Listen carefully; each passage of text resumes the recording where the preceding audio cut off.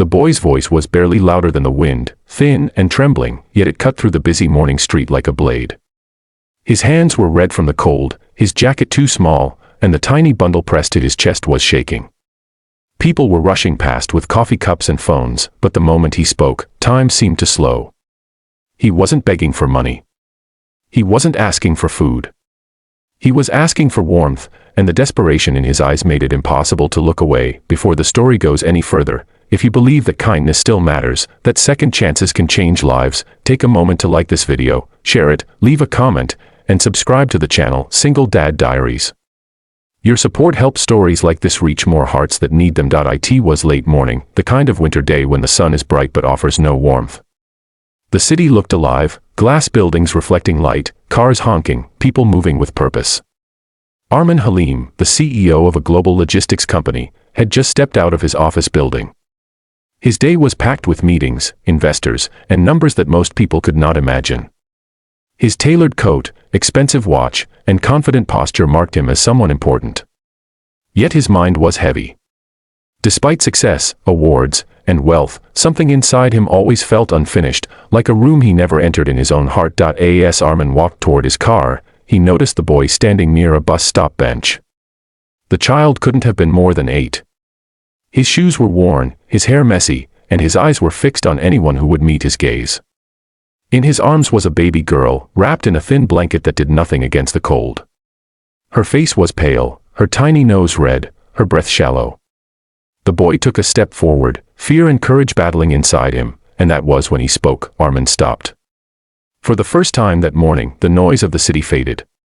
He saw not just a poor child, but responsibility far too heavy for such small shoulders. The boy's grip tightened around his sister as if he were the only wall between her and the world. Armin felt a sharp ache in his chest, a memory he usually kept buried. Years ago, before the company, before the money, he had been a young man who lost his family in one cruel accident.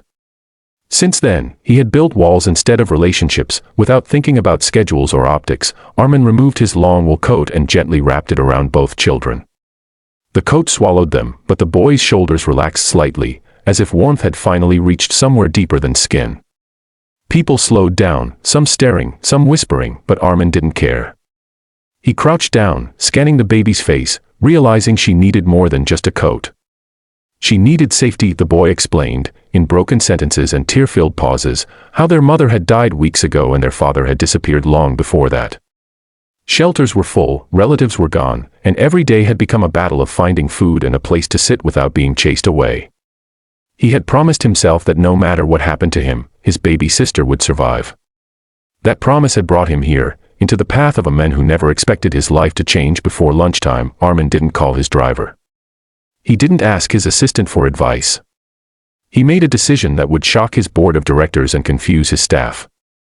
He took the children with him. Not to a photo opportunity, not to charity cameras, but to his own home. The drive felt unreal, the city passing by like a movie scene. The boy watched everything silently, afraid that speaking might break the moment. The baby slept for the first time in hours, warmth finally easing her fragile body. Armin's house was large, modern, and usually silent. That day, it felt different the moment the door opened. He prepared warm milk, wrapped the baby in soft blankets, and called a doctor he trusted. As professionals examined the little girl, Armin watched the boy sitting stiffly on the edge of a couch, hands folded, eyes darting around like someone waiting to be sent away. Armin realized then that hunger wasn't just physical. It was the hunger to belong, to be seen, to feel safe. Over the following hours, the truth of their struggle unfolded. The boy, named Ryan, had learned to be an adult too soon. He knew which streets were safer, which bakeries threw away bread, which guards were kinder than others. Armin felt both admiration and heartbreak.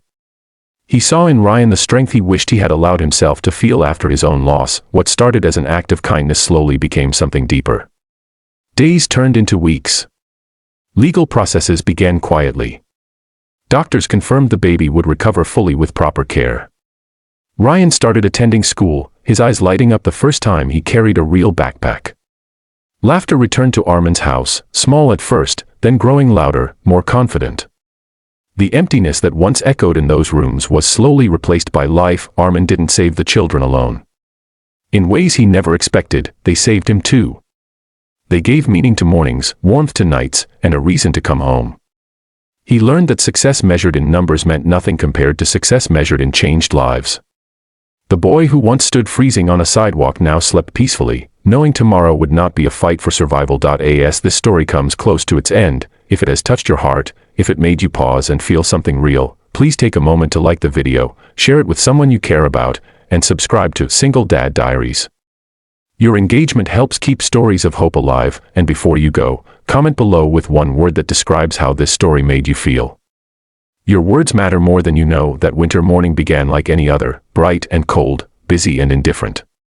But one small voice, one brave child, and one man willing to stop changed everything. Kindness didn't just warm two freezing children that day.